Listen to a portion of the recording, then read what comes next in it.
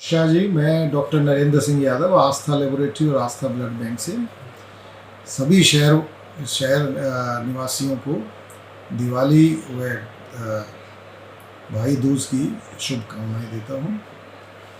सभी दिवाली का त्यौहार अच्छे से खुशी से मनाएं, मिठाई खाएं और पटाखे कम से कम चलाएं। 2 नंबर वार्ड से सुरेश शर्मा बोल। सबसे पहले तो राजेश जी आपको दिवाली की हार्दिक शुभकामनाएं और नए साल के आने वाले नए साल की शुभकामनाएं। जैसा कि हिंदुओं का सबसे बड़ा वो है दीपावली, वो बहुत बड़ा वो क्या नाम त्यौहार है। तो मैं सबसे ये आशा व्यक्त करता हूँ कि संपूर्ण देश में शांति रहे और अच्छे कामना ये है कि सभी कहना फले फूले और देश का कल्याण हो, समाज का कल्याण हो, मोहल्ले का कल्याण हो और पार्षद का भी और पार्षदवासियों का भी हो। सभी शहरवासियों को हार्दिक शुभकामनाएं देता हूँ। सभी लोग दिवाली को प्यार से मनाएं और पटाखे कम से कम छुटाएं ताकि प्रदूषण रहित दिवाली हो सके। मेरी ओर से दिवाली गोवर्धन पूजा की सभी शहरवासियों को शुभकामनाएं। मैं Subhash Soni Kishanlal jewellers private limited का डायरेक्टर हूँ और मैं दिवाली के शुभ पावन पर्व पर मैं क्षेत्रवासियों को, पूरी रेवाड़ी वासियों को हार्दिक शुभकामनाएं देना चाहता हूँ। यह दिवाली का पर्व आप सब लोगों के लिए मंगलमय हो, आनंदमय हो और आप सब लोगों को निष्ठावान बनाए, धैर्यवान बनाए, यही आशा करता हूँ।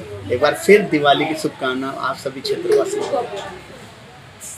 क्योंकि प्रदूषण तो होता ही है लेकिन हमारी परंपरा भी है। ऐसे नहीं है भाई हम एक धर्म के को कहते हैं तुम एक चढ़ा लो और एक से कहते हैं तुम ये। अब दिवाली के ऊपर भी भाई जल मत बखेरो। हमारी परंपराएं भगवान श्री कृष्ण रामचंद्र जी के टाइम से ये परंपराएं चली आ रही हैं। वो रामचंद्र जी के अयोध्या आने के उपलक्ष्य में दिवाली का पर्व मनाया जाता है। उस खुशी के अंदर पटाखे भी चलाए जाते हैं, पर ऐसे ज़्यादा पटाखे ना चलाएं जिससे ज़्यादा प्रदूषण। बात यह है, नई सरकार बन गई, बीजेपी की तीसरी बार सरकार बन गई। यहाँ हीरवाल में बीजेपी के सारे कैंडिडेट लगभग जीत गए और राव इंद्रजीत सिंह द्वारा समर्थित सारे ही बीजेपी के कैंडिडेट जीत गए। मेरा अनुमान तो इलेक्शन से पहले भी ऐसा ही था, लेकिन इतनी बड़ी मार्जिन से रेवाड़ी की सीट निकलेगी ऐसा मैं नहीं सोचता था। उसका एक ही कारण है कि ओवर कॉन्फिडेंट होकर चले कप्तान अजय सिंह यादव और लक्ष्मण सिंह के साथ 5 साल सत्तारूढ़ पार्टी का विधायक रहने के बाद भी साफ सुथरी छवि रही। उनकी काम करने वाला कार्यकर्ता के रूप में लोगों ने लिया, नेता के रूप में नहीं। सतीश यादव का बहुत नीचे चले जाना इस अंतर को, जीत के अंतर को लक्ष्मण सिंह को बढ़ा गया। चलो अब ये बीजेपी गवर्नमेंट आई है, सारे विधायक बहुत तेजी से सारा कुछ बदलाव 1 मिनट में ही कर लेना चाहते हैं। मैं अपने राजनीतिक अनुभव के आधार पर कह रहा हूँ कि 1 मिनट में ही सारे काम नहीं होंगे। सारे अफसर 1 सेकंड में ही ईमानदार गवर्नमेंट नहीं कर पाएगी और अफसरों का तबादला कोई हल नहीं है। उन्हीं अफसरों से उसी स्थान पे अगर ये विधायक, ये मंत्री, ये सरकार काम लेने की क्षमता रखती है तो ज़्यादा बढ़िया होगा।